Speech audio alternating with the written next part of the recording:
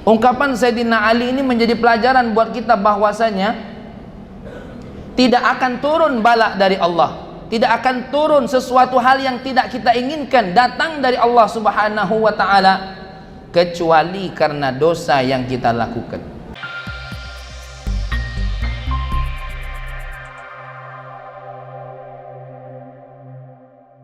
Assalamualaikum warahmatullahi wabarakatuh.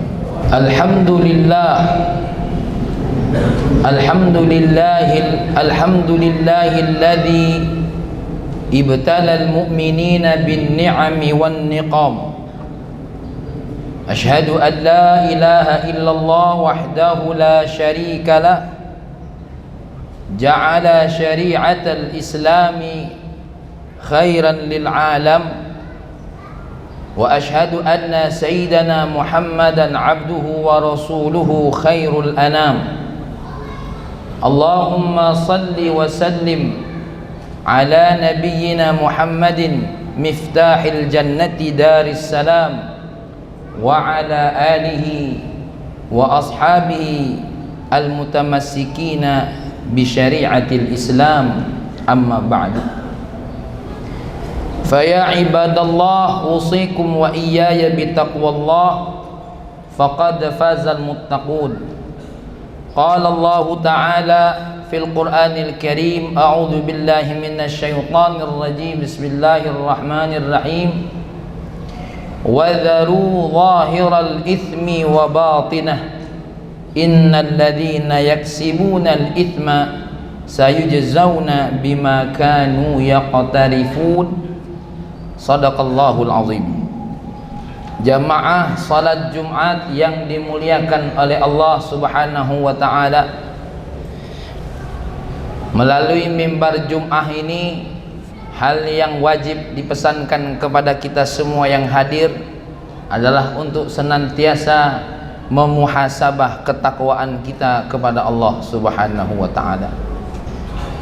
Semua yang ada di dunia ini, baik buruk ataupun jelek, itu semua, baik buruk, jelek, bagus, itu semua tergantung takwanya. Wajah yang indah tiada takwa, tidak ada nilainya di sisi Allah. Apalagi wajah yang buruk. Kondisi yang tidak bagus, kalau tidak ada takwanya, akan semakin terpuruk. Begitu juga kondisi yang baik, kalau seandainya tidak dibawa takwa, maka tidak akan ada nilainya di sisi Allah. Tapi kalau ada takwa, sekalipun dalam kondisi yang buruk, dalam kondisi yang tidak kita inginkan, maka orang yang bertakwa kepada Allah dalam kondisi itu akan tetap dalam penilaian Allah Subhanahu wa ta'ala. Dengan miskinnya, dengan fakirnya, dengan berbagai macam problema kehidupan yang dia hadapi, ketika bermodalkan takwa kepada Allah Subhanahu wa ta'ala, maka semuanya di sisi Allah bernilai pahala. Lebih-lebih kalau ada orang yang diberikan oleh Allah berbagai macam kenikmatan, punya harta dibawa kepada jalan takwa, punya jabatan dibawa kepada jalan takwa, maka akan menjadi lebih baik kenikmatan itu. Sebagaimana guru kami Al-Habib Salim bin Abdullah bin Umar Asy-Syatiri rahimahullah berkata, ni'matid dunya wal akhirah lawijtama'ata. Alangkah indahnya kalau dua nikmat bergabung, yaitu nikmat dunia dan nikmat akhirat. Jamaah salat Jumat yang dimuliakan oleh Allah, Sayyidina Ali bin Abi Thalib pernah menyampaikan sebuah maqalah, sebuah ungkapan, di mana beliau berkata, ma nazala bala'un illa bidzambin wa ma rufi'a bala'un illa bitaubatin. Tidaklah turun bala kecuali karena ada dosa, dan tidaklah terangkat bala karena ada taubat yang dilakukan. Ungkapan Sayyidina Ali ini mestinya menjadi muhasabah bagi kita, terutama di negara kita yang saat ini di mana-mana terjadi berbagai macam musibah, gempa bumi, banjir dan segala macamnya. Ungkapan Sayyidina Ali ini menjadi pelajaran buat kita bahwasanya tidak akan turun bala dari Allah, tidak akan turun sesuatu hal yang tidak kita inginkan datang dari Allah Subhanahu wa ta'ala, kecuali karena dosa yang kita lakukan. Maka dalam hal ini kita muhasabah sama-sama, sebagaimana yang dalam lanjutan ucapan daripada Sayyidina Ali, ma rufi'a bala'un illa bitaubah, tidak akan diangkat bala itu kecuali dengan taubah. Maka kita belajar semua yang Allah inginkan ini tidak lepas daripada tingkah laku sifat dari kita semua. Bagaimana kita menjalani hidup ini tentu akan menjadi sebab apapun yang hadir dalam kehidupan kita. Sebagai contoh saja, tidak jarang orang yang kita senyumi yang tadinya tidak senyum menjadi senyum. Kenapa? Ini yang disebut dalam Al-Quran, hal jazaul ihsani illal ihsan. Tapi berapa banyak orang yang tersenyum karena kita tidak balas senyuman. Orang yang tadi tersenyum dengan kita pun bisa jadi membalas sesuatu hal yang tidak kita inginkan dari wajah yang tidak nampak indah dari orang yang telah senyum dengan kita. Apalagi dalam urusan perintah Allah, larangan Allah Subhanahu wa ta'ala, ini mestinya jadi muhasabah bagi kita. Ungkapan Sayyidina Ali bersesuaian dengan firman Allah surah Al-An'am ayat 120, di mana Allah Subhanahu wa ta'ala berfirman, wadharu zahiral ithmi wa batinah. Kalian hendaklah tinggalkan, hati-hati dengan dosa yang nampak, wa batinah, dan dosa yang tidak nampak. Innal ladzina yaksibunal ithma, sesungguhnya orang yang berupaya berdosa. Ini bukan sekedar berdosa, tapi berupaya untuk melakukan dosa. Untuk dosa mengeluarkan modal, untuk dosa mencari kesempatan, untuk dosa membuat satu kelompok. Ini contoh orang-orang yang kalau berdosa sangat berupaya. Berbeda kalau dosa itu dengan sesuatu hal yang tanpa terprogramkan. Makanya di dalam ilmu fikih ada istilah maksiyatun fis safar wa maksiyatun bis safar. Maksiyatun bis safar, dari mulai dia berangkat dari rumah sampai tujuan niatnya untuk berdosa.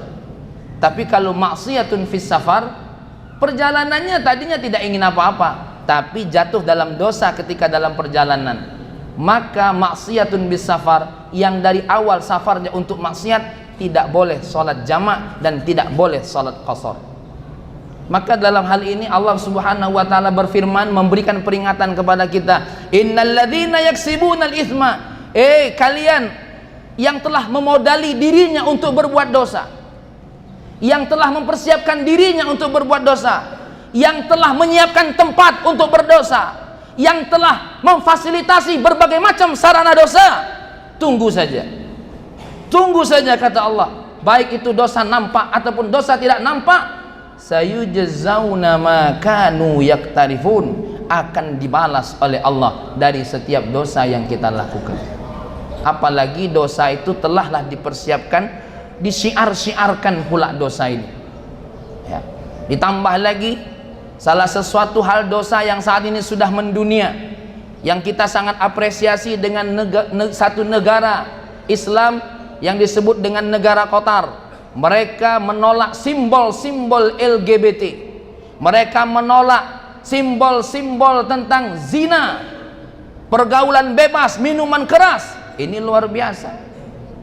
Kenapa? Dengan begitu dia menutup jalan orang sengaja untuk berdosa. Tapi bagaimana sudah dibuat aturan seperti itu masih berdosa? Maka orang yang sudah membuat aturan tadi terbebas daripada pengaruh dosa yang dilakukan oleh orang-orang yang bersembunyi dalam dosanya. Tapi hati-hati bagi kita yang memang telah siap-siap dan memodal diri untuk berdosa. Na'udzubillah summa na'udzubillah min dzalik.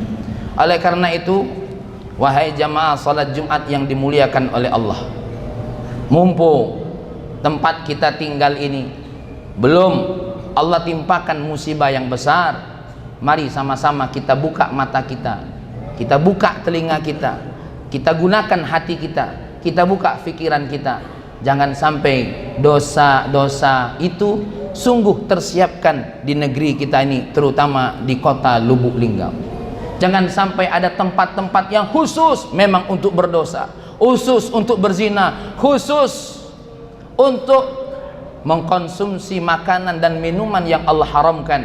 Karena bukan apa-apa, kalau Allah sudah mau menurun bala, baik yang beriman maupun yang tidak beriman akan kena bagiannya.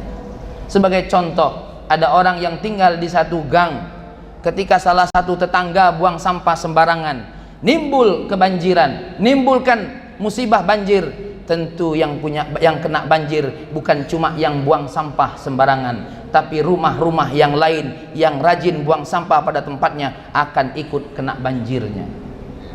Maka jamaah salat Jumat yang dimuliakan oleh Allah Subhanahu wa taala, ini kalau berbicara dosa ini, kalau sudah kena umumnya, kalau dosa itu masih terkait dengan si pelaku dosa, masih mending. Maka ada sebuah hadis diriwayatkan dari Sayyidina Ibnu Umar, dari Abdullah Ibnu Umar, di mana Rasulullah sallallahu alaihi wasallam bersabda, "Khisalun khamsun a'udzu billah an tudrikuha." Ada 5 perkara yang aku berlindung kepada Allah agar kalian tidak menemuinya. Apa yang pertama?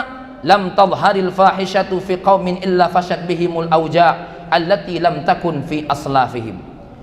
Kalau sudah perzinahan, LGBT, semua yang Allah haramkan dari perbuatan keji sudah nampak dan tidak ada orang untuk menegurnya, untuk membasminya, jangan heran kalau terjadi kelaparan di mana-mana dan pada orang-orang yang terdahulu. Yang kedua, walam yanqusul mikyala wal mizana illa ukhidhu bis sinin wa syiddatil mu'unah wa jawris sultan. Kalau kita membiarkan terjadinya ukuran-ukuran yang curang, timbangan-timbangan yang curang, dan mereka melakukan itu bertahun-tahun tanpa ada perapian, tanpa ada sesuatu orang yang menegur mereka, apa yang akan terjadi? Allah akan jadikan ongkos hidupnya semakin mahal, bahan bakarnya mahal, makanan pokoknya mahal, air minum yang diminum mahal, listrik yang dibayar mahal, dan yang berikutnya musibah yang akan terjadi, Allah akan datangkan pemimpin yang zalim. Na'udzubillah tsumma na'udzubillah min dzalik.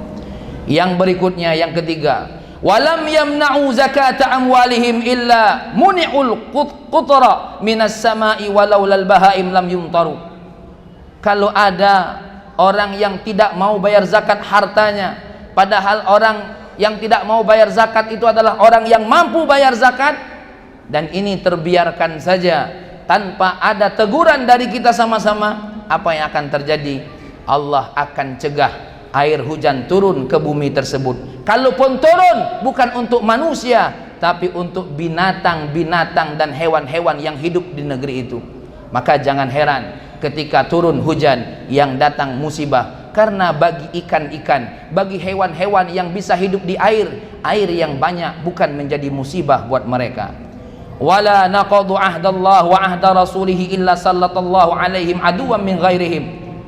Dan orang yang tidak menepati janji-janjinya, janji apapun, baik janji pribadinya ataupun janji politiknya, tidak ada lain, Allah akan datangkan musuh, yang musuh tersebut akan diambil dari orang-orang yang ada di sekitarnya. Dan yang terakhir, Nabi kita Muhammad sallallahu alaihi wasallam memberikan ingatan kepada kita, wa ma lam yahkum a'immatuhum bi kitabillahi illa ja'ala ba'sahum bainahum. Kalaulah hukum-hukum Allah tidak dijadikan sandaran, tuntunan untuk menegakkan keadilan di bumi ini, maka jangan heran akan terjadi keburukan-keburukan di muka bumi ini. Seperti pembunuhan terjadi di mana-mana, suami melakukan KDRT, istri membunuh suaminya, anak-anak menyayat, menyembelih nenek dan kakeknya, seperti yang terjadi di mana-mana, pembegalan di mana-mana. Apa sebab? Karena hukum Allah tidak ditegakkan, maka hukum rimba yang akan terjadi. Jamaah salat Jumat yang dimuliakan oleh Allah Subhanahu wa taala, banyak pesan Allah buat kita semua tentang dosa-dosa ini yang akan menyebabkan datangnya musibah, dan musibah itu tidak ada yang kita inginkan. Ala kulli halin, ini menjadi pelajaran buat kita semua. Tapi musibah yang paling besar sejatinya bukan gempa bumi, sejatinya bukan banjir, sejatinya bukan angin topan. Kalau musibah itu seperti itu, sungguh walaupun menyakitkan tetap ada nilai pahalanya. Jika musibah itu menimpa orang-orang yang beriman, maka orang-orang yang beriman akan sabar dan akan mendapatkan pahala dari musibah yang dia hadapi dengan kesabaran. Tetapi ada satu musibah yang sangat berbahaya yang kalau ini berlaku akan sampai kepada akhirat, yaitu musibah hilangnya iman. Mari kita sama-sama perhatikan anak-anak kita, pemuda-pemuda kita, jangan hilang iman dari mereka, karena sungguhnya inilah musibah yang terbesar. Jangan biarkan ada di daerah kita ini acara-acara yang merusak keimanan kita, acara-acara yang akan mengganggu agama anak-anak kita, sehingga gara-gara acara itu, baik di dalam TV maupun di luar TV, yang gara-gara apapun yang mereka tonton akan menjadi rusak iman mereka. Berapa banyak pemuda muslim tapi tidak bisa baca Al-Quran, berapa banyak pemuda muslim tapi tidak mampu melantunkan azan, berapa banyak pemuda muslim usia sudah menjelang 40 tapi tidak mengerti bagaimana melaksanakan sholat yang baik dan benar. Inilah musibah yang sesungguhnya. Na'udzubillah min dzalik. Kalau ada di antara kita yang sudah jijik mendengarkan ayat-ayat Allah, yang sudah enggan mendengarkan peringatan-peringatan dari Allah, sesungguhnya itu adalah musibah yang terbesar. Muhasabahlah sebelum kita semua akan dimuhasabai. Jamaah salat Jumat yang dimuliakan oleh Allah, apa yang saya sampaikan tadi sejatinya semuanya ada pada diri saya. Sayalah manusia pendosa tersebut. Sayalah orang yang membiarkan maksiat di muka bumi ini terjadi, terutama di lingkungan saya.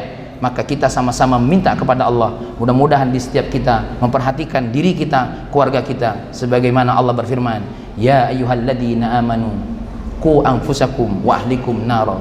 Dan Allah Subhanahu wa taala berfirman, ukhrijat kuntum khairun nas, kuntum khairu ummah ukhrijat linnas ta'muruna bil ma'ruf wa tanhauna 'anil munkar. Kalian adalah sebaik-baik umat, dikeluarkan ke muka bumi ini untuk mengajak kepada kebaikan dan mencegah daripada kemungkaran. Mudah-mudahan Allah memberikan cahaya iman kepada kita.